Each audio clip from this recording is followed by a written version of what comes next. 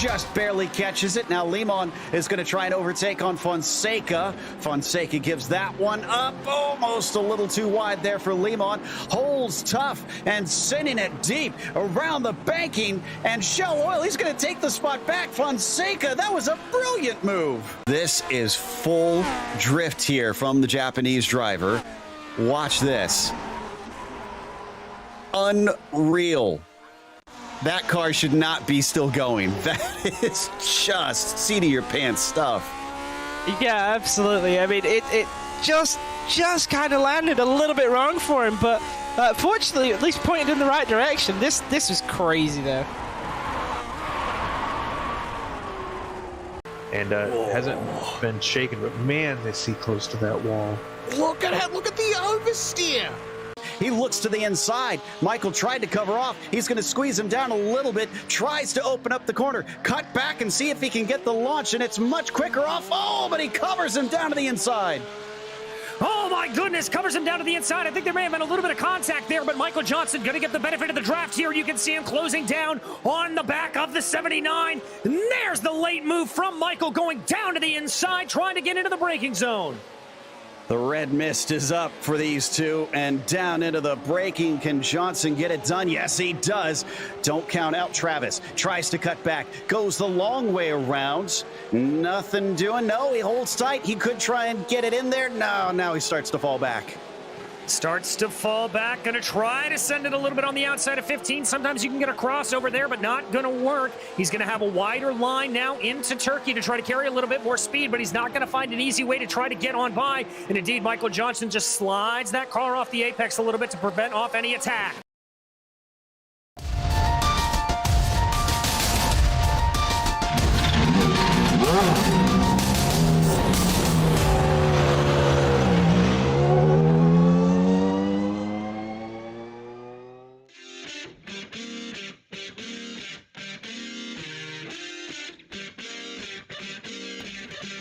It has been a magical season for one Philip Hammer.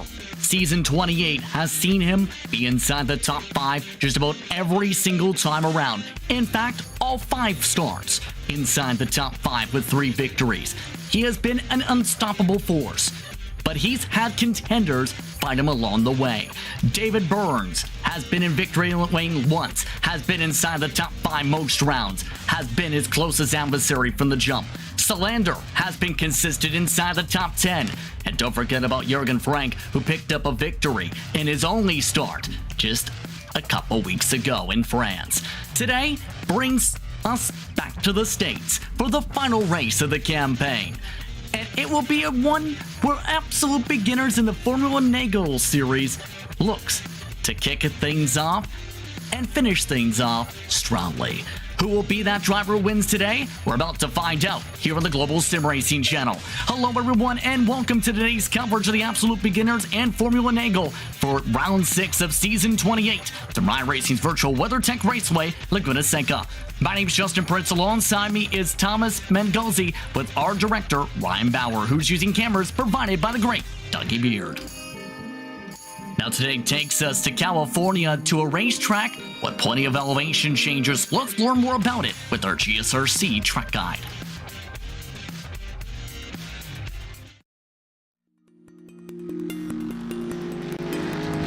Welcome to Laguna Seca. Located just east of Monterey, California, it's hard to deny that this is one of the more scenic American road courses.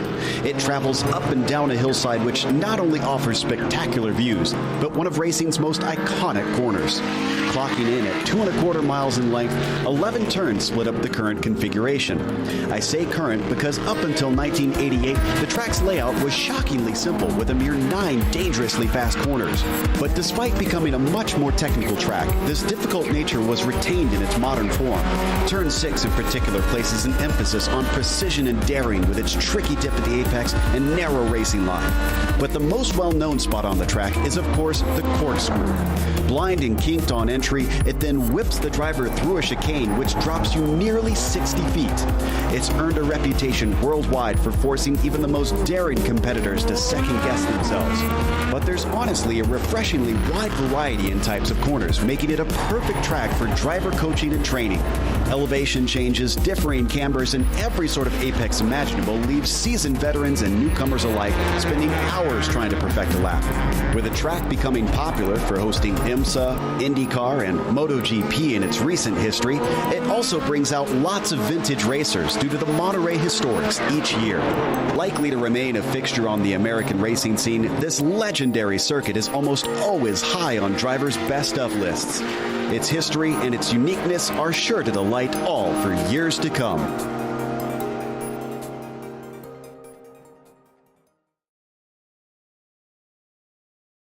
That was a look at our GSRC track guide for WeatherTech Raceway, Laguna Seca. Let's bring in Thomas as we get ready for the season finale, and let's talk about this circuit for what to expect for the drivers today. Your opinions on this very up and down racetrack where plenty of elevation changes. We'll see plenty of challenges, especially with the 180-foot drop at some parts. Yeah, especially it's a bit of a change of pace since the last time that we were on at the Absolute Beginners League, where we ran around the 13-kilometer circuit in LaSouth. Here, we are a much more definitive racetrack for these Skip Barber Formula 2000 cars. 3.6 kilometers in length, 11 turns. Prime passing point here, the Andretti hairpin of turn number 2. Make sure to check out those who are going to be willing to make a pass around the outside, potentially, or down the inside at the first lap of the race, where there can be a little bit of chaos. And of course, the corkscrew at the very top of the racetrack, where you have a really blind braking zone followed by an 80-foot drop downwards in the chicane, and you have to be very careful to on how you place your car, because you run the risk of actually misplacing the car because of that blind approach and picking up a 1X because of that.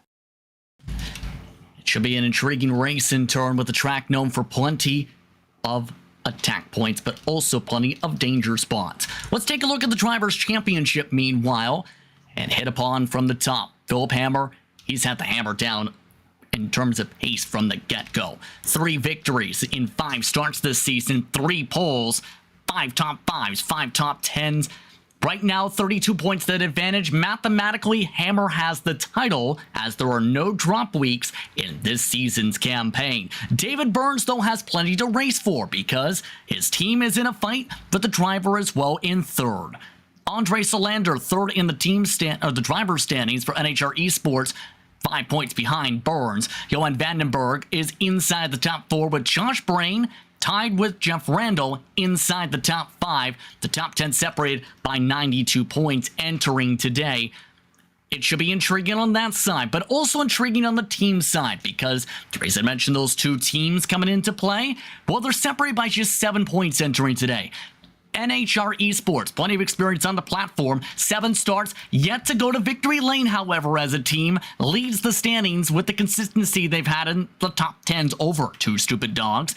Evolve Motorsport, ABO Racing, RT Racing round out the top 5 entering today. 42 points, that separation from top to bottom. 93 points to 1st to 10th. 12 different teams have appeared in this season's title run, and one has been a busy one. Now, Thomas, let's talk about what to expect for today's action. And this will be the final race of the season, as mentioned.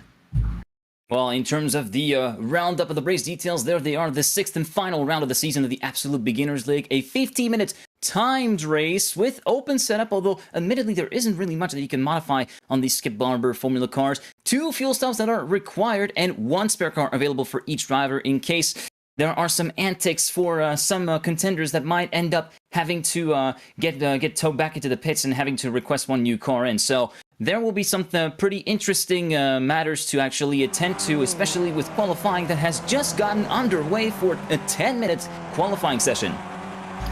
And that is an open qualifying session to set up the 50-minute races grid to see how things fare out. The fastest driver in practice was David Burns, by the way, a 1:34.8. Hammer joined in late in the session, was in the back end of the top 10, those marks.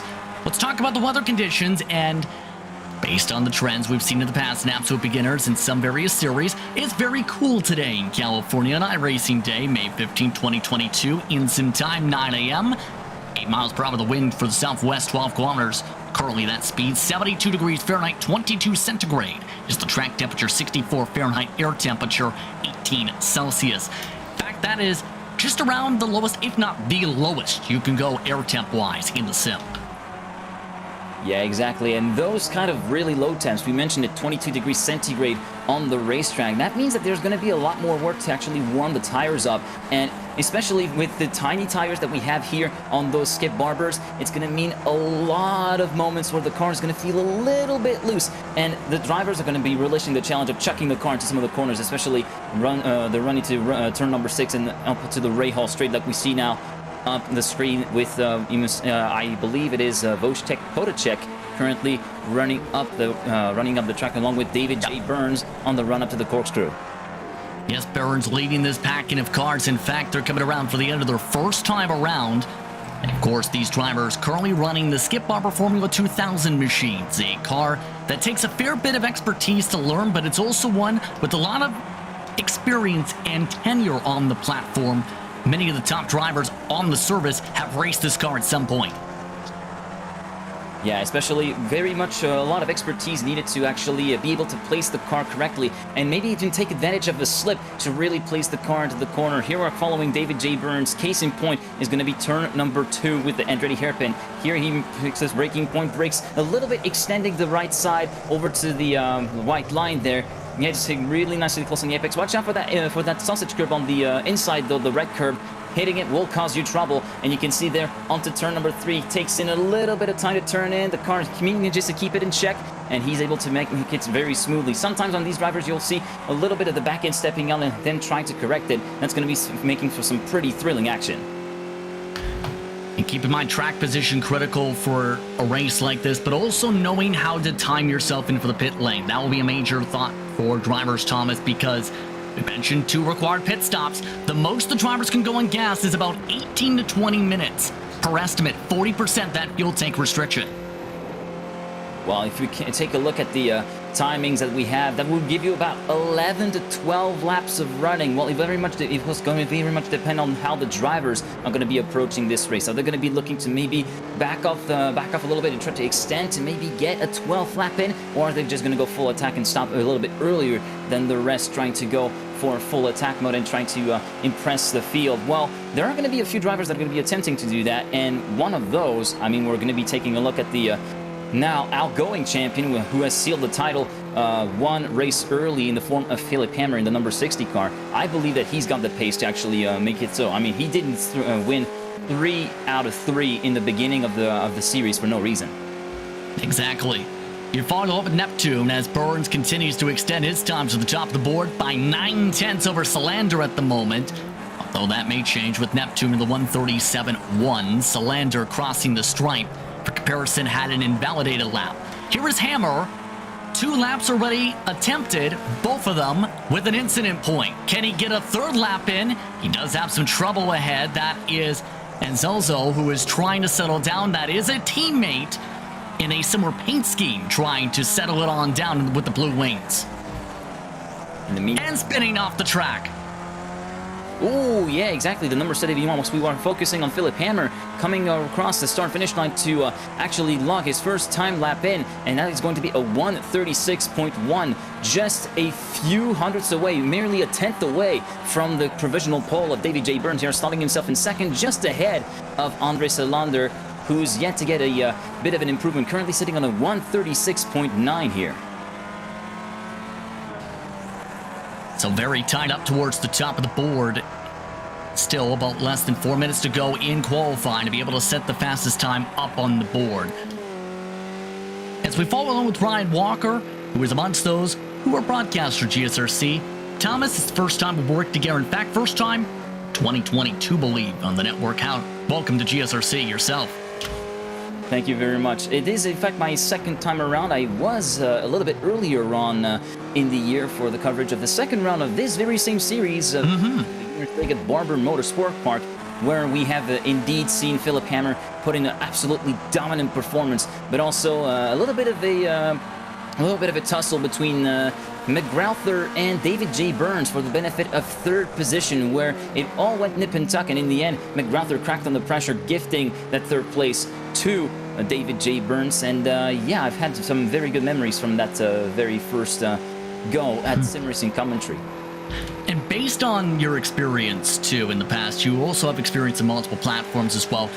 What is a track like this like to be able to psych yourself up for it to make sure you don't get yourself into, say, a stack-up going to the corkscrew? Well, the main thing to me is to just keep it clean, keep it clinical, and always be aware of the surrounding. As I know this is going to be a little bit of a meme, but you always got to be alert no matter what type of the circuit. And here, especially lap 1 is going to be absolutely paramount. I mentioned the run-up into Andretti hairpin on lap number 1 at turn 2. This is going to be a very hot area with many people potentially trying to make a pass, trying to make up a couple of positions. But the corkscrew is also going to be a pretty interesting point. I hope we're going to see some moves up here with the likes of the pass potentially being replicated here in the ABL. And keep in mind, if you're watching along and want to join in on the fun, you can, because the policy, as mentioned by some throughout their Discord, we never shut our doors even between season. Everyone is welcome. To learn more, be sure to find the Absolute Beginners post throughout the iRacing forums for the upcoming season or this series. Burns still at the top of the board, extending the gap bit by bit, jump by jump if anything. 135.6. Hammer has already put his car into the pit lane, already still in second. Jeff Randall, with that time around, up to third in the 136.7s. Check that fourth. Tellini just bumped him down in Wave Italy. And in the meantime, we see that we have 7 drivers that are currently underneath the 37s. The only man yet to get up top to these 37s, past the 37 mark, is Marcus Byfeld. The field is evolving slowly but surely. David J. Burns consolidating, as you said, his advantage over Philip Hammer with the 0.635. Let's see if there's anybody currently on an improvement that is close to the finish line. I don't see anyone quite yet, as we are currently following on screen the number, I'm trying to guess. 27. Number 27, that would be Giuseppe Tellini, currently provisional third with a 36.404, and he's currently still looking to improve that mark. Of course, Wave Italy, one of the upper tier teams on the platform for reference. Tellini trying to get some experience in this machine as well, currently third on the board. 6,000 iRating, the highest total for the race here today. Some drivers like to have some fun slipping and sliding with those rear tires, such as himself. Yes, but especially they got to be careful on some of the braking zones, especially the corkscrew, with that little bit of a blind approach. And especially as you're braking towards the top of the hill, you see that the car tends to get light, and it's very easy to lock up the brakes. So you have to be very careful on how you apply the brake in order to avoid lockups and to avoid going straight on and missing your line for the first part of that corkscrew, as we're already at the end of the qualifying session. Everybody finishing there to log in their laps at the present moment, and Tellini, that will not be an improvement for. Oh, look at that.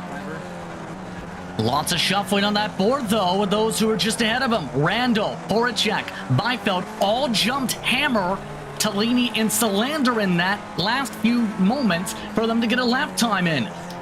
2 or 3 drivers have the opportunity to complete their laps. That is about all before we get rolling here today. Impressive laps from Jeff Randall and Wojtek Horacek to slump themselves up into second and third, and also Marcus Byfeld logging in a 36.1, not that far up from dipping into the 35s in P4. That is a stunning drive from the number 13 car. And Philip Hammer, he thought that 1.198 was enough.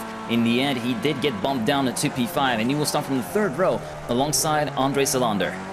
There are still drivers who can change that, though. Polacek is allowed to complete his lap. They have about 1 minute and 17 seconds if you're already in the progress of completing the lap to finish that lap.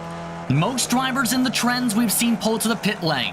Polacek keeps up the tempo, wants to try and jump up to second. The time for the pole, 135.3. The time for second, 135.949. Polacek this time around, a chance to jump ahead of Randall. Cross the stripe, 135.916, up to second. Randall has crashed and pulled his car off, will be jumping down to third as a result. Walker pits, and that's it for quali.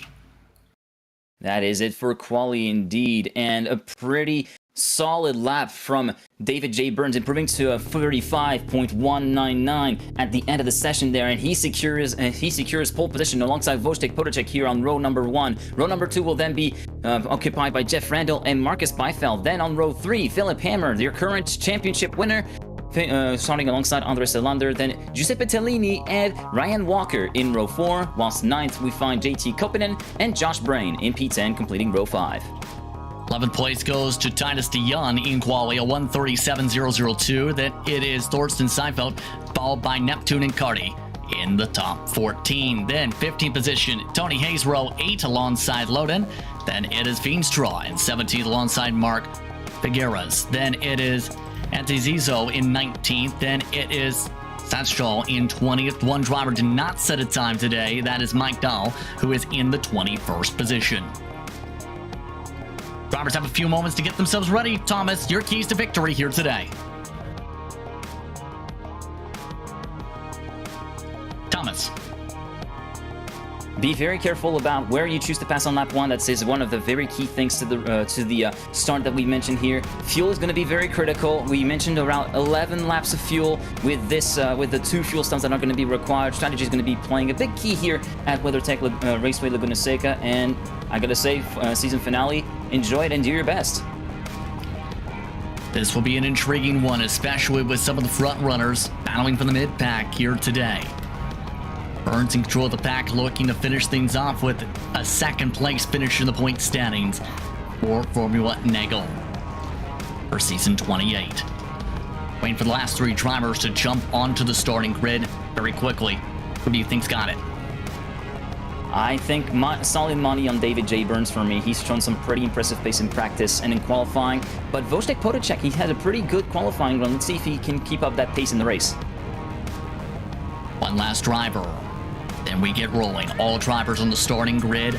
It's time to get rolling for the final time this season. Absolute beginners, Formula Renault, season 28. The engines are fired. The green lights are out. We're underway from WeatherTech Raceway, Laguna Seca. Burns with a good launch on the inside. Outside, Polachenko, but he cuts off 3rd. Randall tries to get up to speed. 2 wide in the heart of the pack as they make their way to the Andretti hairpin for the first time today. Some of the drivers going deep for 3 wide sends. That's Selander bringing up tire smoke. No contact amongst the head group as they fight it out up front. Clean start so far, clean pass through the Andretti hairpin, and David J. Burns trying to put the hammer down and trying to open up a gap half a second ahead of Podacek, who's currently harassed by Jeff Randall in the run-up to turn number 4 here. Philip Hammer managing to gain up a position on Selander and to up into 4th position. The championship winner goes as they make their run into turn number 5. Clean braking there, and it seems as though the field has somewhat spread out. Is there any kind of battles that we're currently following? Josh Brain making up some positions, moving up into the top 10. He's also got Thorsten Seifeld in the number 76 car in 11th position, following in close behind as they make their way through turn 6 and up the Rahal Straight. This time making their way to the corkscrew. Burns with the separation of about half a second. Polacek, Randall 1 second back, holding off Randall for the corkscrew.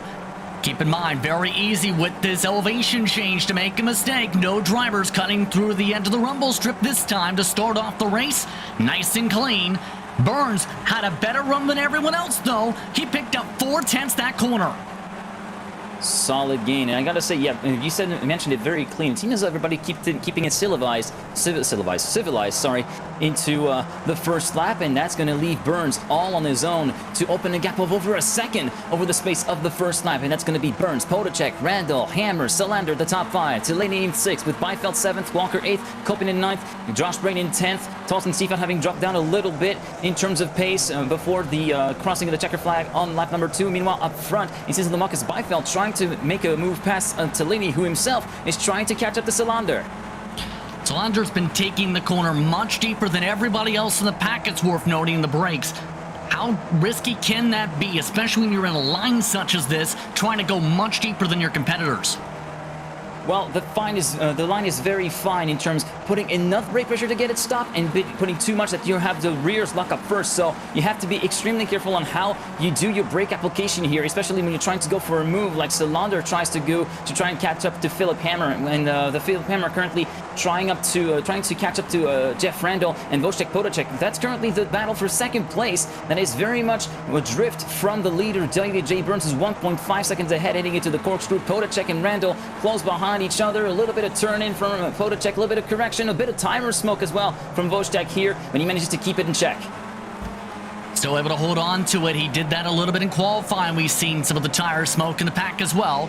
Solander trying to build up the run behind the 60. Here's a look at Hammer, and look at how deep some of these entries we're talking about as a bobble beside him. That is Randall to the inside. Coming up to turn 11, Randall with the preferred groove to the inside of the rumble strips. Holds on, but Hammer's there for the chance for the swap. Man, Randall got really loose coming into turn 10. It could have been oh so wrong. Could have gone into the disaster now. Hammer's got the run into side by side. He's gonna go around the outside, around the Andretti hairpin. He's gonna brake late for turn 2. Going into the wide line here at Andretti hairpin. Can he make it stick? No. Randall still got the inside line and keeps the place, but only just. Lots of shuffling from that one bobble. Randall still plays defense over Hammer. Pull a check from that bobble, though. 1.2 seconds ahead in the pack. Solander still all over the rear wing, though, of Hammer. And this has to be tricky. Keep in mind, this is one of the cars battling for the team title today. NHR Esports, this is one of their highest running competitors. In fact, the highest running car for them. Indeed, André Solander, who scored the majority of the points for NHR Esports this year, and the older driver, Henrik Camara, having put his contribution of the bargain here in the championship. Oh, Randall's round! Randall has touched the sand at the Ray Hall straights, right at the exit of turn 6, promoting everybody up a place, including Philip Hammer, moving on to the provisional podium before the braking into the corkscrew. Let's have another look here. And keep an eye on the right side tires. He stays in the sand, not for a little bit, a lot of bit, all the way outside the rumble strip for a good 100, 150 feet before that slam to the wall. Massive wing damage for the 107.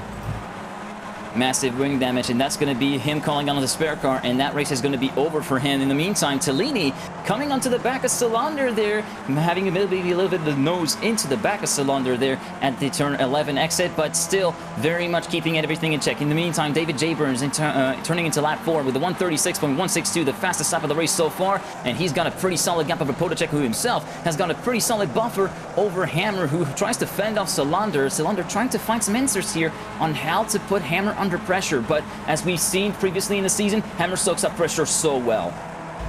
It also helps a little bit for Hammer's case. There's no longer a driver feeding him dirty air, and that is a factor with the aero wash at some circuits we've seen, especially in open wheel competition this year across the platform. Still, the gap between him and Polacek, about 1.6 seconds. Solander still trying to hold off Tellini. Beifeld still in the line as well. Ryan Walker is quietly in 7th. Your biggest movers are plus 315, 16th. Here's a look at Walker. Here's a look at Walker through turn 6 on the way up the Ray Hall straight. Keeps it nice and tidy on the black stuff. And a little 2 wheels on the curb, but not too shabby as he makes the run up now towards the corkscrew. Be very careful on how you apply the brakes there. He's going to hook it up close to the curb on the inside, and that's a very nice and tidy run through the corkscrew by Ryan Walker, currently sitting in P7 and not really managing to catch up Beifeld. Beifeld currently running a solid race in P6. Very solid and quiet for Beifeld after losing some spots out to start, but here's a look at Tellini. This is from, not from the visor, this is from essentially the roll bar that is above the headset, the helmet, as that's where some of that right side of the bar you see is in the left side. And that's for some of the safety features that are part of the Skip Barber Formula 2000. Good shot as Tellini tries to aim it up on Solander. Solander again with the drift to the corner. Too much of a drift. He still sticks it though, as here comes Wave Italy's driver. That is a really good save coming from Solander there. He had a little bit of a loose... Oh, and trouble. Trouble. Polacek in front of them off the track. Polacek's lost his buffer time. Indeed, good catch, and he's going to have maybe Hammer trying to press up the issue here, but going back into Solander at the Andretti hairpin, he had a bit of a moment, loose moment, and then he caught it midway through, and then he had a bit of a snap again, that thus giving the nose into Tellini, but Tellini not really able to do anything about the little slip up from Solander, and Solander managing to retain P4, and you mentioned Potacek, getting caught up slowly but surely by Hammer here on the run up towards the corkscrew. Thankfully, he did not lose too much time out of that little escapade, but that is going to still profit all to David J. Burns, who extends his advantage to 2.7 seconds, 2.8 now. Keep in mind, Hammer with that draft starting to close up a little bit despite that point there, down a half a second. The big thing is Polacek has struggled in some of the hard braking sections, I've noticed, with that big braking smoke coming in for the left side tires. Tellini you still see behind, trying to line things up with Solander. Something's got to give. Already some of the paint's starting to give off the side pods of Solander's car from these drifts. Look at Tellini, though. He's got a pretty good run. He's going to place himself on the inside, show himself. He's going to be side by side with Solander on the run onto turn 2, and he's going to make the move stick into the braking zone at the Andretti hairpin. Good stuff from Tellini, moving up to P4. Able to set it up perfectly on the dime for the 27. Solander dropping back to 5th position with that swap. Maifeld still winks behind in the 6th position. Keep in mind, Hammer looks hungry for 2nd. The sound of the hammer hitting the nail starting to come in a little bit more to add that extra cherry on top to the championship points for Hammer. Right now coming in through turn 5. Hammer going a bit wide there, managing to keep it in check, but that's going to be allowing Voschek to widen a little bit the gap there, but it still stays stable around the 3.5 mark. Heading into turn 6, a little bit of a wide run there for Voschek. Maybe 2 wheels on the sand, not for too long though, avoiding the mistake that Randall did a couple of laps ago to keep himself on the road, on the run into the corkscrew. And so far, Voschek managing to keep up well and managing to keep Hammer at bay. But for how long will it last? That battle expected to keep busy up the road. Maifeld keeping things very busy in the fight for 4th still. And he's kind of been in the popcorn seat amongst all of this.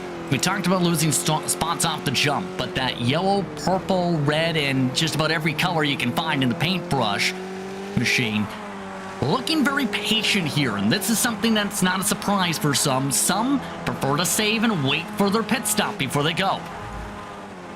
Indeed, they're going to try to bide their time, and I'm suspecting Maifeld is kind of biding his time as well, playing the role of the independent adjudicator, although he goes in a little bit too high in the run into the Andretti hairpin, locks up the left front, manages to keep it all together, but that might have been a little bit of a scary moment. Maybe a few beats per minute were... Oh, more scary moments up the road. Hammer nearly to the side pod of Polacek in the fight for 2nd. Polacek gives him the space. Hammer is up to a race-high 2nd. Textbook pass from Hammer right there. Really nicely set up for him. And that's closed everybody else back into the draft for Polacek. So Tellini, Solander, Bycroft, their position senses are tingling. They have a chance to jump ahead of a few drivers here. They do, but they're going to have to maybe put the pace down a little bit. Currently, Tellini, the fastest of the chasing bunch with a 135.9. In the meantime, Polacek having a bit of a slow lap previously with the 136.1, and Philip Hammer completely, well, putting the hammer down and keeping the throttle pinned with a 135.8 last lap around. Not quite as fast as the previous lap from David J. Burns, but still, Tellini is finding the going a little bit tough here, trying to catch up to Polacek and to Hammer. The next pack behind features Walker, Koppanen, and Josh Brain. Here's a look at Brain, who is running with the Braun-themed paint scheme. Remember that car picked up a championship in Formula 1 competition in unbelievable fashion when it ran in real-world action. Brain looking to keep things smart, though, in this fight. After all, he's tied for 5th in the standings with the driver who's already had some slide-arounds in Randall today. So far, pretty clinical race from Josh Brain. Also currently biding his time, currently trying to keep himself in visual contact with Koppanen, trying to spot him making a mistake. A little bit of a run on the curb there on the inside for Koppanen. Not too shabby, not too much damage for him, but here Brain is very much playing the waiting game, trying to force the issue, trying to force Koppanen into making a mistake. Ryan Walker a little bit too far up ahead to really do anything about at the moment for Josh Brain, as we're slowly but surely closing in on our pit windows. We got 8 laps covered, and judging by the amount of fuel that can be carried through with these skip barbers, I'm sensing pit stops are going to be coming in a matter of a couple of laps. We're about 5 to 7 minutes out from the window, keep in mind, as you're looking to battle for 2nd still. Polacek still keeping Hammer nice and close in sectors 1 and 2. Tellini wants to set this up. They've ditched Solander and Maifeld in all this. Here comes Tellini with the good run. A bit of a slide, though, into the sand. Now Not really anything that Tellini can do, at the moment right here. A bit of a wide run from Potacek here on the AstroTurf at the exit of turn 11. Right now, Tellini maybe getting a better run than Potacek at the moment, but maybe not enough. Is he going to go for maybe a dive, or is he going to place himself around the outside? Is he going to try the cutback? He doesn't think about the move just yet. He's going to back out, and Potacek coming in really hot, locking up the left front once again, and that's going to be allowing Hammer to escape up front a little bit here, and Tellini managing to keep the gap within half a second, keeping it in check and keeping really close tabs on Wojtek right now for a potential third place here. And there's a saying, right? Trying to pressurize the driver in front to make a mistake. It looks like Tellini is doing exactly that with how hard Potacek's having to send it.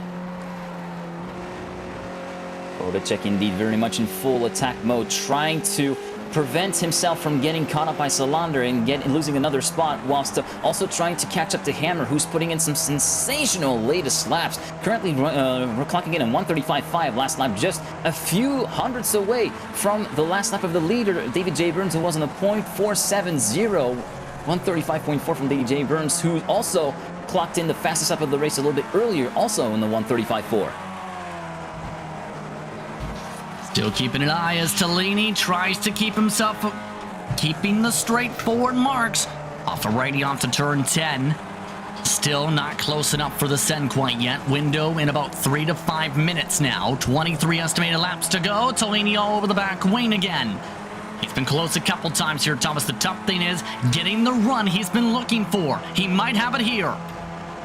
He looks to have a pretty solid one. He's going to place himself around the outside of turn 1. Is he going to try to force the Austrian brake late? No, he backs out of it. Is he going to try to force Wojtek into locking up the left front again? No, this time Wojtek manages to keep all 4 wheels unlocked and makes it through straight into the Hendredy hairpin and into turn number 3. Still holding on to third, but only just.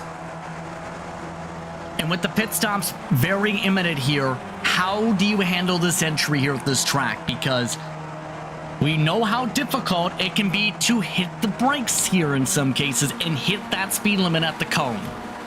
Well, the speed limit is one thing, but also the entry is especially tight here at Laguna Seca with that little corner of curbing that can do some damage if you're not careful on how you pass it. So you have to be extremely precarious about how you actually run into the pits, as we see again Potacek going a little bit wide on the entry into the Rahal straight exit of turn 6. Tellini keeping close eyes on that as he makes the run up to the corkscrew. So far, Potacek managing to soak up the pressure nicely, although he's got Tellini still all over his back at the exit of the corkscrew, and it's Rainy now. May see pit stops this or next time by to start up the window. Of note, Brain has had some slides in the 946. This dropped all the way back. To the sand goes Potacek. No pit stop, though. They keep going with 34 minutes on the clock. Both of them hit the sausage curb. Tellini with the better run. Lines it up. Defensive line Potacek. Tellini forced to go along for the drag race. Through to the Andretti hairpin. He didn't want to enter side-by-side before. Well, he wanted to it with the nose ahead this time. He'll try it. Potacek, better rotation on the low side. Tellini pinches off. Can't keep it there fully. Just about. Keeps the run, though, for turn 4. Heading through turn 3. Preferred line. The squeeze back. Tellini now goes for the late arc for 4. And this time the move sticks from Tellini. Man, what a really nice tussle between these two there. And you could see from Tellini catching up all the way, making those tiny little adjustments, managing to keep the back end in check slightly, catching it when it started to come loose. And that is some really good driving here and really good craftsmanship in terms of driving there for Tellini, netting him a temporary third. But Potacek is still very much on the back here, though, and tries to get a run just before the corkscrew. Is he going to try to make the move under braking here? Doesn't really think about it so far. He's going to keep himself in P4 and bide his time. Potacek looks to settle on down and sort things together with the window for the first of the 2 mandatory stops right open now. Here's a look at the battle going on. Salander and Bikefelt for 5th position. Keep an eye on the pit lane because the bumping and beeping is going. Potacek in, Burns in. Pit stops underway for the first time today. Both Burns and Potacek hitting the speed limit, heading to the yellow cones. The rest of the field continues outside Neptune. Hammer, in the meantime, just like Tellini, keeping himself out on track and trying to extend that stint for at least one more lap. And Philip Hammer, that last lap was an absolute fire lap with a 134.974 for the reigning champion now. And Tellini also trying to take advantage of that clear air, of that clear track that he's got right now to maybe get some new laps in, and also trying to extend the gap to Salander. Salander finding himself having a bit of a lonely race for now. Well, I say lonely race, he's still got Beifeld just behind him. But yeah, Philip Hammer now is going to be the time for him to put the hammer down, so to speak. Absolutely. Pit stop times for reference. Burns 15 seconds. Polacek went for 16 seconds.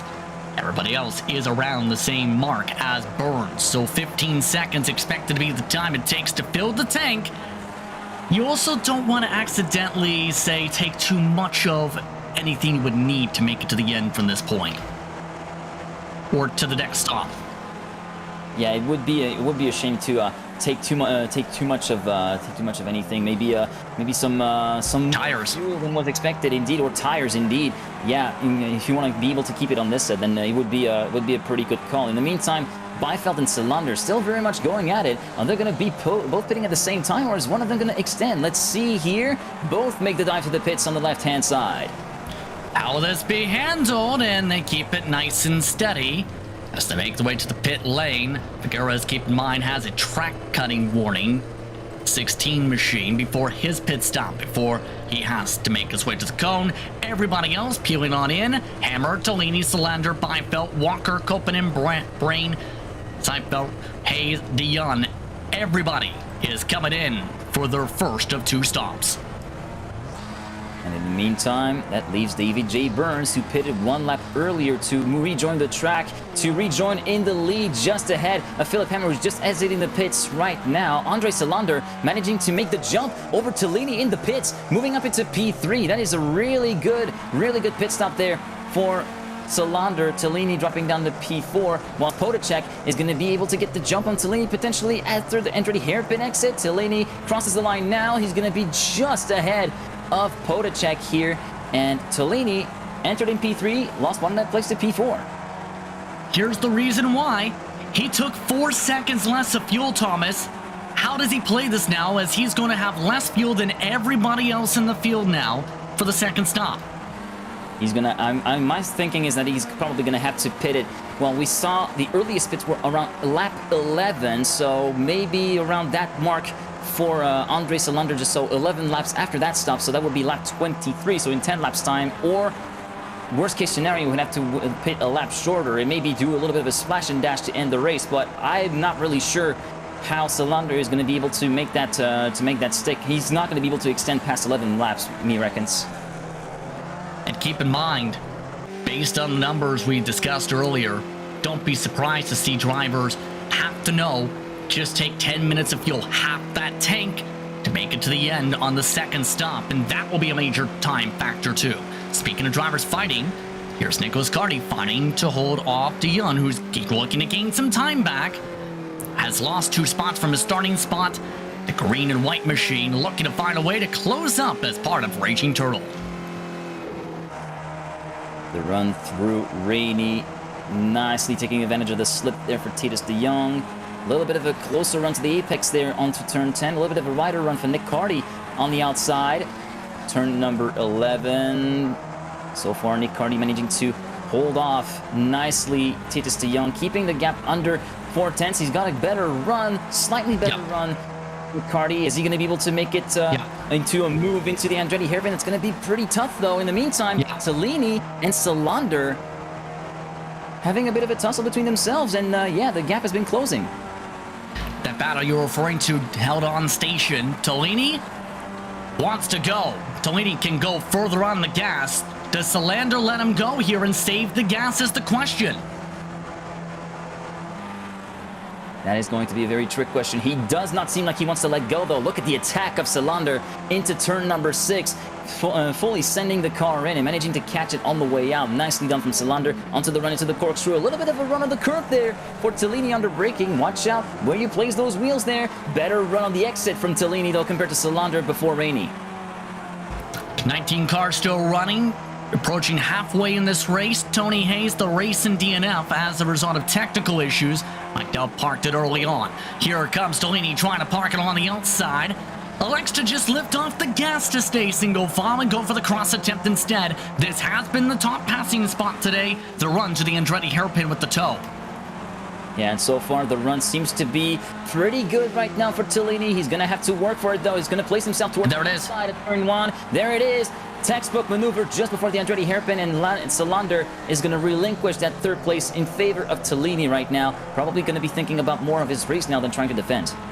That's exactly what I thought might be the possibility there, Thomas. Save the gas right on behind because you save more gas when you drive in the draft of somebody. Taking advantage, indeed, of the draft. A little bit of toe that Tellini is going to be giving him right now to try and extend, maybe trying to make it into 11, maybe potentially push for a 12th lap. There's going to be a lot of toe and a lot of sticking to the back of Tellini. In the meantime, in terms of other battles, Kopinen and Walker. Walker currently leading Kopinen by around 0.4 of a second in the run-up at the exit of turn 5. There you see it on screen, the number 15 car from Kopinen chasing down Ryan Walker on the run into turn 6, and the Andretti hairpin a little bit off of the curb there on the inside for Ryan Walker. Manages to keep it together with just 2 wheels on the curb there before the Rahal straight. Enter today, keep in mind the driver on board with 3 starts, 2 top 10s. So Kopinen's been consistent on his marks to get inside this part of the field. It's been the battle of getting inside the top 5 for the number 15 here today. Walker, meanwhile, slipping and sliding around here. He is just in his 2nd start of the season, keep in mind, for the GSRC commentator. In the meantime, up front, Salander and Tellini very much still keeping at it, trying to work together to make their races a little bit more bearable, especially the race of Salander a little bit more bearable. In the meantime, the number 8 car still very much keeping things under control in the battle versus Kopinen here. Keep in mind, Ryan Walker races a ton on the platform, especially when it comes to anything that has 4 wheels on iRacing. Just about all vehicles have 4 wheels on the platform, for reference. But that mark essentially comes in the matter of he races in major series, of course with satellite racing, races in this series. Essentially, if he's looking to have fun, you'll see him on the track usually this week on the weekends here on GSRC. But he's not in the booth. He's not in the booth. Currently, well, we had a bit of a... We're talking about Walker. He had a bit of a wide run at the exit of turn number 4, running a little bit wide off of the curb, managing to keep it all together, though. He's a little bit on the limit, though. A little bit, it seems, trying to fend off potentially Kopinen and trying to build himself a buffer to Kopinen. Currently, the buffer around 0.6 of a second. Comfortable for now, but maybe not so comfortable in the long run. 16 seconds back at the leader for reference. Right now, his average pace in the 136.3s over the past 5 laps since the pit stops. Leader's running on average in the 135s. Here's a look at the gun. Still looking to battle it out for 12. Nick Carty. Still looking to drift it around. Carty, an interesting character in all this, too. Usually have seen him on the stock car side of the platform. Try to hold on in the Skip Barber here today in the Formula 2000. Definitely a lot less grippy than some of the stock car machinery. Oh, and he goes wide, manages to keep it together, though. Man, Carty must have had a little bit of a sweat coming up on the forehead right now. That was a really close call at the exit of T10. That could have been disastrous for the 17. Still, Dion not able to close up from all that and all the bubbles. But man, oh man, some of the drivers are starting to show that little bit of the limit being crossed. Some of the drivers are experiencing significant tire fall off. Others not so much, because keep in mind, the faster you go, it's partly because the less fuel there is in the tank, but that's also with the rubber burning. And that's an art form to be able to not fall off on the tires and keep up the speed increase despite being on older rubber. Yeah, this is definitely one of the arts of racing, trying to manage tire wear and fuel consumption, and being able to take advantage of a really light car on some pretty old, worn-out rubber to try and put some pretty interesting lap times. In the meantime, Potacek might have had a little bit of a moment there, dropped a place to Marcus Beifeld down to P6 from what we've seen in the meantime. It seems as though Tellini and Phil and actually Podacek runs off into turn 10. And Podacek's saying, you know what, I'm pitting this. He's got a meatball flag. Mandatory repairs, and he can't enter the lane properly. Something has happened to the 28 over the past couple laps here, and it might have been along the run coming through the Rahal straight to turn 6. That's where it started falling apart for Podacek. We had a massive bobble, and then it went off the hills from there. He's now bottoming out into the pit stall because of this whole entire half lap. Oh, carried in, coming in too hot into the corkscrew and actually bottomed out, trying to get out of that, trying to get out of the sand traps right there, and that might have been enough to look at the nose. And the nose has actually completely come down. Yeah, that's going to be a little bit of a race over, and a real shame for Podacek, who's hanging into the top 5 pretty clean, and even onto the potentially looking at the podium spot there. Such a shame for Vocek. And that was after, keep in mind, he hit the sausage curb in turn 6. That sparked it in turn for the corkscrew and went downhill from there. And Podacek, as a result, out of the side the pit window by about a minute or so, is in 15th and has to make it to the end on gas from here. Salander now looks on for 3rd. Salander looks on for 3rd, sees Tellini putting the right rear on the curb at the exit of Rainey there, but Tellini completely composed drive, managing to keep it together despite a bit of a wide run. 2 wheels on the sand there at the exit of T10 onto turn number 11, and that's going to be a really clean exit from Tellini. Salander trying to keep taps, trying to keep the gap within the half a second mark, the half a second range, not looking for a move at the moment, just trying to extend his stint right now, and so far so good for the number 140 car. And our meatball flag, more mandatory repairs, just been triggered by 16th place for those curious. That is Klaus Loden. Same corner we just talked about, by the way, as he hit the front wing on the sausage curve.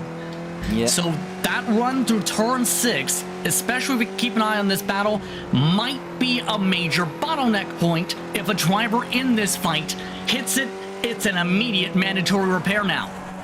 Yeah, it is absolutely a very big warning point there. I did mention the sausage. I think I did mention the sausage curve where you can get into a lot of trouble. The one in the inside of turn 6 before the Rahal straight. If you attack it too much, it's very easy, as you can see, to scrape a rear wing, to damage a rear wing, and send yourself into the pits for repairs. So yeah, that's what happened to Podacek. That's what happened to Loden. And Loden, I had a little bit of a look, and he was very much scraping at the bottom front of the car. And that is definitely going to be a calling to the pits there. Meanwhile, the number 8 and number 15, Kopinen versus Walker. And Kopinen is very much on the tail of Walker into the corkscrew, but so far still not managing to press the issue forward, Kopinen, in game P6. And the main thing noticed there in that run through turn 6, they respected that curb. The saying is on the stock car side with the Charlotte Roval, respect the turtles. They're respecting the turtles here today. Dion is around. He's in the wall. Dion in the 90 has hit the wall in the battle for 11th. And it's in the corkscrew at the top of the hill. Nearly getting hit from the side by Figueres as he drives on by. That's 13th. The car does seem to look fine, though, from what I'm seeing. Let's have a little replay of what happened to De Jong. That must have been in the battle with Nicardi. Oh, no. Very much the same as Podacek, carrying too much speed on the entry and just spun on his own. This time, though, not too much damage. Managing to... Well, he did respect the curb at turn 6, but then trying to find his way around. You normally don't see the spin go to the left there with the squeal of the engines and the squeal of the tires. You usually see to the inside towards the runoff space out there, or someone's ended in. You don't expect a car coming from the left there. That is a very odd spin indeed to have at the corkscrew. In the meantime, on screen, we see Salander having a really good run, though, at Tellini. Potentially on the corkscrew, he's going to try to dive on the brakes. He seems to have stalled at that point and just backs out of it. Looking to have had a really good run. Tellini managing to get the corkscrew run nice and easy despite the pressure added on. Something's going on for the lead. Sorry to cut you off. Remember the lead Burns had? Guess how close Hammer is gone to. He is within 1.8 seconds. 0.2 quicker a lap. The lead is almost gone for the 125. Hammer putting in some sensational laps, and he's actually running about a 10th quicker the last lap compared to David J. Burns. So Hammer very much a man on a mission here to try and get the overall lead here over the top of David J. Burns. He's got 1.5 seconds to close in, but he's on a really, really hot pace at the moment. I'm predicting maybe in a couple of laps he's going to be able to make the junction and try to make something happen for the lead right here. In the meantime, we see a couple of positions being swapped around as Salander has made his way into the pits. And that is to be expected. 11 to go, estimated for him. He only made it 8 laps out of the 10 you estimated there. Salander, though, has to go to the end of the race there. On that strategy, make it the full 11 to be able to take the checkered without taking an extra stop now. Yeah, I might have overestimated the amount of mileage that he may have had with that with the tiny tanks that you might have. Well, taking into account that he had 4 seconds less of fuel compared to the rest of the field that pitted around lap 12, I think I might have kind of missed a parameter there, and that is But the parameters to cut there. Burns is cutting to the pit lane. 10 to go, estimated. Burns wants in the pit lane. Does Hammer fall? No. Hammer keeps it going and back to the race lead. This could get intriguing to the end. And that's going to be Hammer's time to shine right now. He's got pretty much a clean track, clear air at the moment, no back markers to worry about. Well, one coming up right now, but yeah, he can still see it coming, and he extends all the way up until the run up to the white line, avoiding the 1X just about on the run up into the Andretti hairpin. He's going to try to make a really solid in-lap and try to maybe bridge the gap at the exit of the pits to David J. Burns. Currently 10 seconds up over Tellini for reference. Meanwhile, Burns coming out of the pit lane is in 6th now on circuit. Here's a look at the drivers coming out in front of him and passing on by him, in fact. This is Walker and Kopanen again, now for currently 4th. Walker has been kept busy with the rear mirror being filled by that 15 all day long today. 3/10 gained by Kopanen last time by. Absolutely zen attitude there from Ryan Walker, managing to keep himself under check, keep the car under control, not let the temper run away. This is very much a mental game at this point, where you've got a pursuer that close from you for so long. Walker making a really, really solid defensive effort right there, even with those wide run-ins at the exit of turn number 6 there on the sand.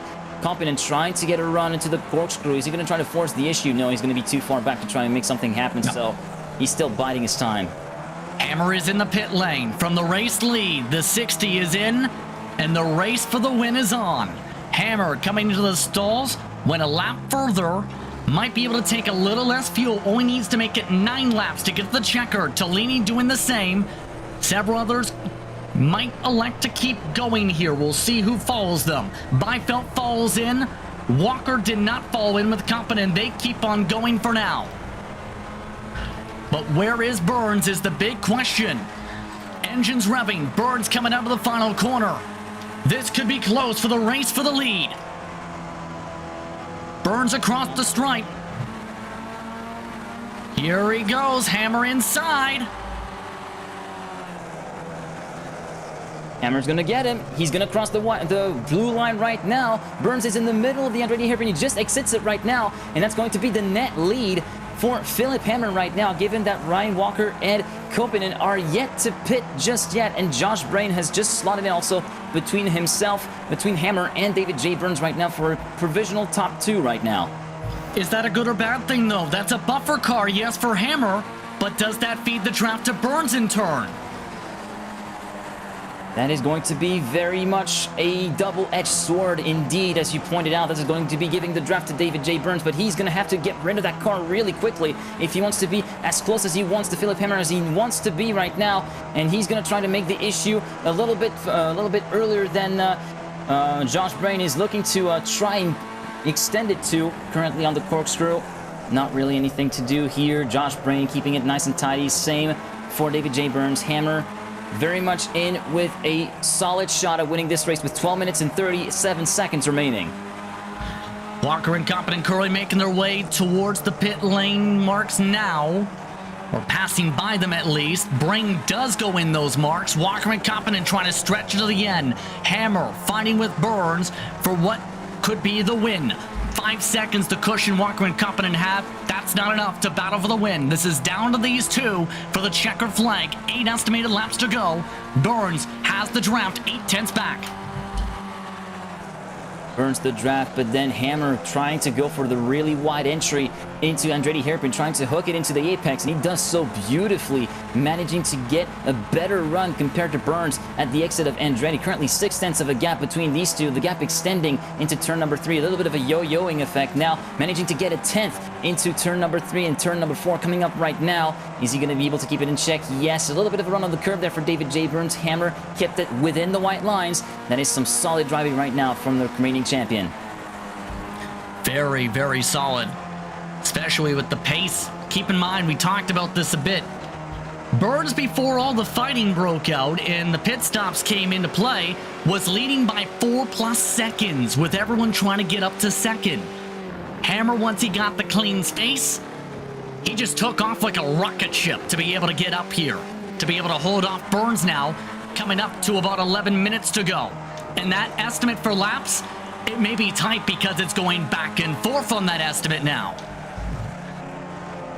That's one thing about Hammer that I think I can take away from even round 2 at Barber.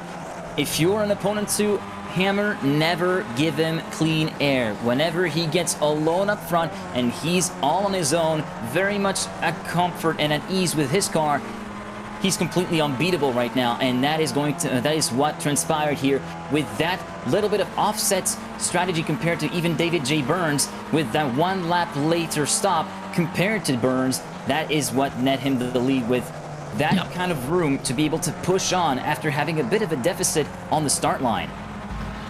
Brian Walker and Koppinen, both of them completing their service.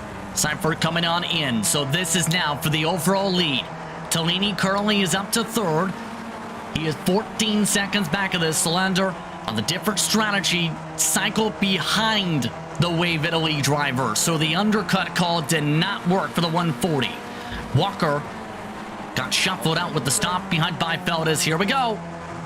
Tellini got a little bit loose in turn 3. He had a few wheels on the sand, managing to keep it together. That's not really going to be any good news for Salander as he's not able to capitalize on that. But Tellini, that was a really, really close call from the Italian driver. Oh, and Burns has a problem. Burns has got a problem. He's got a broken front wing on the right side. Burns has wing damage the rest of the way here. Indeed, the right side of the wing is completely bent out of shape. So luckily, it's not scraping so far, so can he actually try to keep the issue pressing? Can he actually try to keep up with Philip Hammer? So far, so good. Let's see how far he can go with this damage. He didn't get the black and orange flag for mechanical damage yet, so I guess he can still try to push on, but yeah, that's very unfortunate to get a problem right now. What happened? He hit the corkscrew track surface. The surface of the track from the elevation change slammed the wing out of place on lap 24. He now has another obstacle to deal with. Not just Hammer for the win, not just the traffic, but the wing.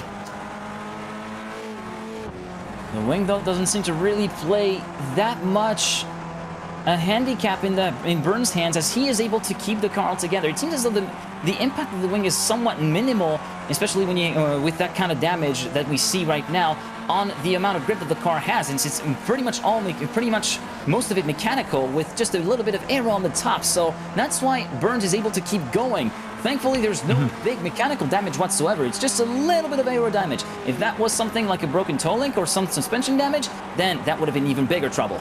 And right now, he's got a really big run. He's got a pretty good run right now to... as they make their way around back markers right now. Back marker keeping on the right side, letting the 2 leaders through before the corkscrew braking zone. Albeit, that was the 7 of Sturczko going off into the sand with 2 tires to let him go. And the interesting thing with Burns here is this is a similar point to what Jake Sperry made with the Lotus 79. He felt the damage to the wing helped those with the right front wing damage before with the right-hand corners. Problem? Most of the corners here are left-handed, so... Exactly. Yeah, that's something that I didn't exactly think about, but yeah, that could be a little bit detrimental. But so far, the gap still remaining within the half a second mark and dipping into the 4/10 mark, 3/10 mark now as Burns tries to catch up to Philip Hammer on the run towards the Andretti hairpin, trying to get closer to his gearbox. So far, no mas, not really able to do anything right now. Under 5 estimated laps to go, 7 minutes up on the board. Burns getting closer by the lap, though. He is within a 10th and a half closer than he was 2 laps ago. It's marginal for now with the crawl forward, but it's there for Burns with that draft. It might come down to the last lap at the rate he's closing. Indeed, it might come down all the way down to the last lap. Or can he try to make something a little bit different happen? Because we see that he, on the last lap, was 1/10 quicker than Hammer, posting on 1:35.0 for Hammer, 1:34.9 for Burns. So maybe there's something on the cards here to try and press the issue a little bit further up ahead, a bit further than on the final lap. Maybe on the penultimate lap something could happen there for Burns if he's able to keep this pace up. He lost time, keep in mind, in turn 6, a left-hander, gained it back in the corkscrew with the right-hander part of it. Burns within 3/10 nearly. 6 minutes to go, up on the clock. Clean traffic ahead. No major obstacles outside of themselves here. They are the 2 quickest cars on the track as well for the fight for the win. Lap number 28 started right now. Burns trying to catch up, trying to keep himself within the toe of Hammer. But yeah, the gap seems to have somewhat stabilized for now. That's going to be very tough right now for Burns with that damage that he has, especially with all the corners that we have right now. There are a few moments where you can actually gain it back. Turn 3, turn 4, the back end of the corkscrew, so 8A, and also turn 10, the corner after Rainey. But aside from that, it's all left-handers, so he's going to be losing a little bit of time each left-hand turn. That's going to be so painful. Extremely painful, because that's at least half a tenth per corner he's losing on the average marks at the moment for the long-time sim racer since 2015. 3.5 estimated laps to go, 5 minutes to go up on the clock. Of note, Tellini has pulled away by 4 seconds over Salander. Beifeld holding on to the top 5 by more than a second over Walker. Walker has ditched Koppinen. Keep in mind, Walker is closing in on the 13 for one of the other battles on circuit. 13th is also starting to spark up at the other end of the circuit. Keep an eye still on the leaders. Coming up to 4.5 minutes to go.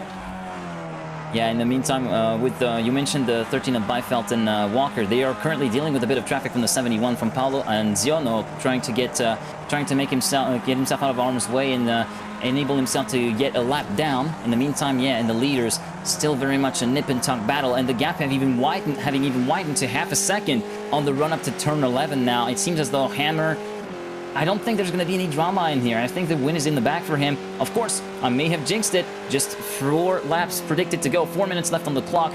We'll see how it goes, but so far it's a solid option for the win for Hammer. And the interesting thing is, how many laps we get might be intriguing on how David takes this. If it ends in 3 laps, coming to 2 to go this time, you're kind of hitting the panic button. If you can go an extra lap, you have that extra buffer to work with within a minute or so.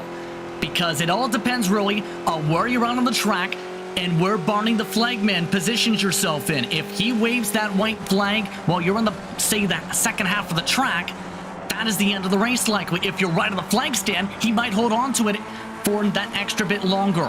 But there's troubles for the 28. Poacek has come into pit. Remember, he had to come in for some repairs. He couldn't make it to the end on gas by 3 minutes. It just goes from bad to worse for Poacek here with that little unfortunate incident with that mechanical damage sustained into turn 6 and into the corkscrew. Really a shame for Wojtek, who was looking pretty solid for a podium finish, I reckon, and yeah, all thrown away in the space of a couple of corners. In the meantime, yeah, Hammer trying to consolidate his advantage, currently looking at 6/10. The gap has widened by a 1/10 compared to last time around here on turn 11. The latest lap was a 1:34.885. Not far off of the best lap from Burns on the 1:34.823, but Burns has been consistently 1/10 slower over the last 2 laps. Tough pill to swallow for the driver who led 18 laps to begin the race. 2 minutes, 30 seconds on the clock. We'll see what the call is if we get the white or go another lap additionally. Next time around, here's the look at the battle for 5th. Walker, he had been running in 6th in the zone for much of the race. He now looks for a top 5 to the inside of Byfeld. Byfeld lets him have the space. Walker is there. Walker to a race high P5. Or is he? Is Byfeld with the crop? The textbook gets lit on fire for a moment. Walker now puts the flames back out and holds on. Byfeld looks to light it back up to the inside. Inside of turn 4, and a bit of a wide run there for Ryan Walker, forcing the issue. They're still side by side as they run into T5. Walker's going to have the inside. The number 13 of Byfeld is going to try to force the issue around the outside. Plenty of space being left. This time Walker makes the move stick. Man, very much like we saw a little bit earlier on during the race, a move that was perfectly set up on the run up to turn 2 that ended up dragging on, especially that little moment at the exit of the Andretti hairpin for Walker, going a little bit wanted into the sand that gave Marcus some matter to fight back over. But right now Marcus is going to try to bide his time and try to set himself up for potentially another attempt at the Andretti hairpin right now. Barty's just thrown the white flag for the race leaders. Hammer and Burns get the white flag from the stand. This is the final time around right here, lap 31. Burns within 3/10 has one chance, if any, to make this move. Burns is having a pretty tough going. He managed to catch up to around 3 to 4 tenths on the run into the Andretti hairpin, but he's then losing so much time on the big open straightaways, and that's going to be preventing into Hammer right now and playing into Hammer's hands right now. Still around the 4 to 5 tenths of a second, half of a second of a buffer for Hammer right here compared to Burns. In the meantime, in the battle between Walker versus Byfeld, it's still Walker who has the advantage at the exit of Andretti, but back with the leaders, Hammer and David J. Burns at the moment, still holding off themselves between half a second of each other. The last few runs before the corkscrew, I don't think there's anything else that Burns can do than consolidate and take the flag for second place. Burns setting it hard for the brakes, though. One more passing opportunity in turn 11. Hammer has been near perfect on this rally to get around Burns with the pit called for the final time. And now he looks to close the championship in style. Burns, one more chance for the Sen, can't get there. Tries to get to the rear wing still with the different gears, doesn't work. Philip Hammer walks off with not just the title, but a 4th victory to end season 28. Great race from Philip Hammer. Perfectly timed strategy call, perfectly working undercut, and yeah, Hammer finished the season like he started it, with a bang. Meanwhile, Walker looking to finish off with a bang himself to the inside defensive line for the top 5. Byfeld crosses him up. A drag race for 5th. Walker's a little bit quicker. Walker's got the pull. He holds on. Walker, top 5 over Byfeld. And there's a crash. This is the battle for 10th position. Randall, his luck goes wrong again. For a second time, a major crash. A massive hit for the 107. Kompinen involved as well. A send for Polacek, who moves to 9th to end his race after Calamity strikes in front. What turn of events have unfolded in the midfield there? I kind of want to get a replay of what happened to Jeff Randall. That's the second time. Oh, and Figueres! This is the battle for last of the lead lap. Seifert gets someone jump over his wheel. Figueres into the tires. Wow. Seifert holds on. Figueres is not going to make the stripe. Oh my goodness! It seems like all hell broke loose at the end there on the run to the final lap. Oh, he carried too much speed into Rainey and ran right into the back of a contender right there, and that's going to give the issue to Polacek, and that was actually Koppanen who got rammed by Randall right there. Oh my goodness, that was a vicious crash. What happened to Koppanen there to be able to be that slow there? Keep in mind, I noticed he went off track and lost a few spots in turn 11 the previous time. What triggered that, though, through Rainey? I really wonder what happened there on Koppinen. And yeah, the damage that he sustained allowed Potacek to move up into P9. And yes, also some quite significant shenanigans happening between Figueres and Seefeld at the end right there. But man, oh man, everything went off at the end of that race right there. But that shouldn't distract us from the main headline right there. 4th win of the season for Philip Hammer, completely dominating the proceedings. Philip Hammer holds on to the end. We'll take a look at the results in just a moment. You're watching GSRC for Absolute Beginner Season 28, Round 6. Finishes with a bang here in California.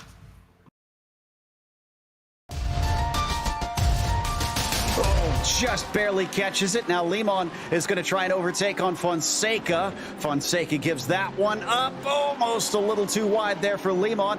Holds tough and sending it deep around the banking. And Shell Oil, he's going to take the spot back. Fonseca, that was a brilliant move. This is full drift here from the Japanese driver.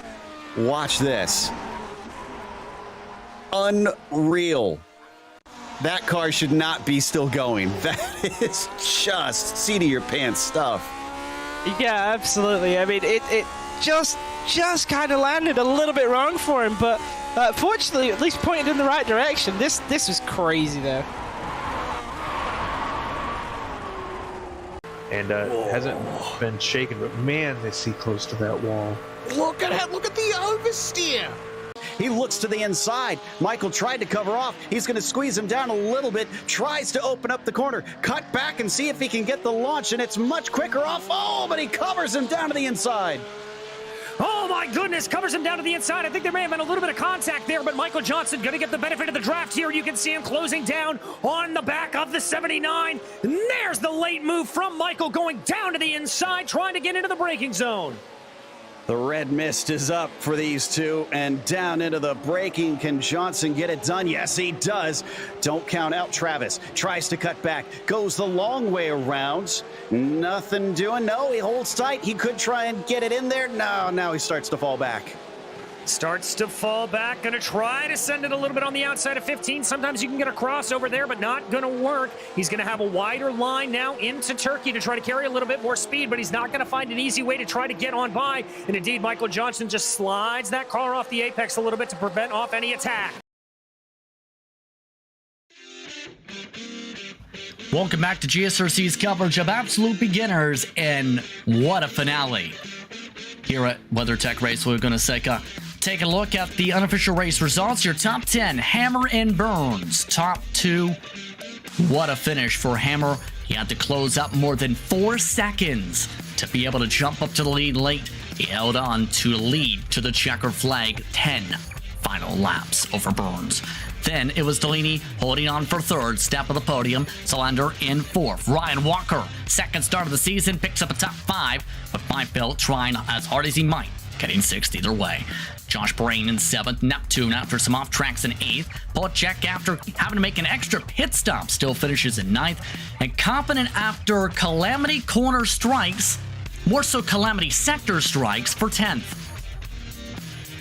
In the meantime, Jeff Randall, bad luck, really hit hard for the number 107, finishing in P11. Nick Carty also having a bit of a tough race ahead of him, finishing in 12th position. Torsten Seefeld having a bit of a running with Mark Figueres. He is the last finisher of this race, as Mark Figueres ran straight into the wall of tires at turn 11 at the final lap within a few hundred meters of the checker flat. Hard break for Figueres.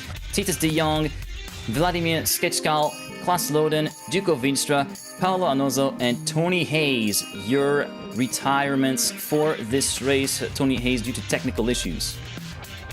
That's a look top to bottom at the race results for the season finale for season 28. David Chayburn, should say, standing on by 2nd spot in the race today.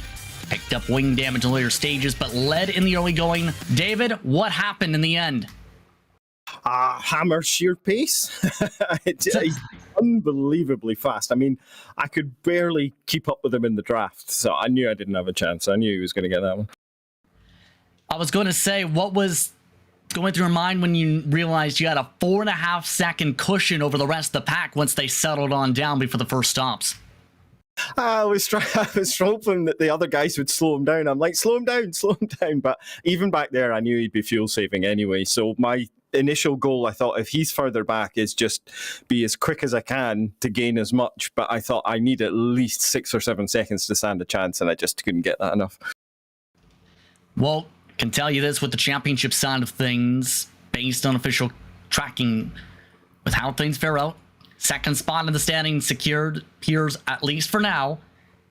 How would you describe the season P2 behind Hammer? I think that's the best I could have hoped for, because I had a DNF. So the minute you have a DNF in our season, that's really it. When you've got someone as good and as A-class as Hammer, you can't afford a DNF. So I think P2 was happy. I was happy with that because I wasn't P2 for quite a while. So yeah, I'm quite happy with P2. It's not third degree, so that's fine. Yes, indeed. Anyone you want to thank for the run today? Just you guys for putting on the broadcast, my fellow admins, and everybody that joins us to have a great race on a Sunday. Congratulations on the podium, David. Thanks, guys. That's David J. Burns, second spot on the podium today. Thank him for taking the time to speak with us here on this one. Thomas, your thoughts on this season? What a way to end it, not just with the lead, but the fireworks everyone set off in the final lap. Yeah, that was quite the bang that I was hoping to see some absolute beginners league finish, and this, in spite of the beyond the last lap shenanigans, I feel like this race at Laguna Seca really delivered. We saw action aplenty, plenty of passes, plenty of drama as well, with some of the off-track scenery really not taking any favors when you actually tread water or when you actually tread on them with your tires. And I think overall I couldn't have been happier to have been able to commentate and share some of the moments of the Absolute Beginners League here on GSRC. Absolutely happy to see how things fared out here tonight to close things out. Philip Hammer, as mentioned, unofficially holding on to the championship entering today. Added more points to that buffer to solidify that 4 out of 6, Thomas. Philip Hammer just absolutely dominating the season. He had a really dominant opening race in Road Atlanta, managing to scour out an insane, unassailable lead to take the win comfortably. Same thing for Barber, same thing at Spa-Francorchamps, and yeah, I feel like Hammer really deserved a champion there. And yeah, I think I would keep an eye out on him on wherever he races and ends up in terms of different series. I think so as well. It's been an intriguing run, to say the least, to close out today's action here in Absolute Beginners. Formula Renault competition season 28 comes to a close. We'd like to thank you for tuning in for today's action, as well as thank the companies who provide the software and hardware for a broadcast listed up on screen. Additional thanks go to Jude Law, who provides our wonderful music. Check out our Bandcamp for more of our awesome work. Thanks to the team today, and Thomas, Ryan, and Dougie. You can find more info about GSRC at globalsimracingchannel.com or through our social media. Also, please be sure to check out our merchandise store at gsrc.stormvy.com. We keep a link in the description below. Don't forget to subscribe to our YouTube channel as well, so you don't miss a moment here on GSRC. You'll have plenty of action coming up over the next few days and throughout the coming days and months, in fact. Stick around later tonight because the PRL Cup Series heads to Charlotte for action at the mile-and-a-half circuit. 8:30 p.m. Eastern Time scheduled broadcast start. Be sure to buckle on up for what should be a big-time night under the lights. We also have upcoming races for other series listed on screen, so be sure to check those out and mark them down on your calendar. Until next time, race clean, race hard, and we'll see you on the track.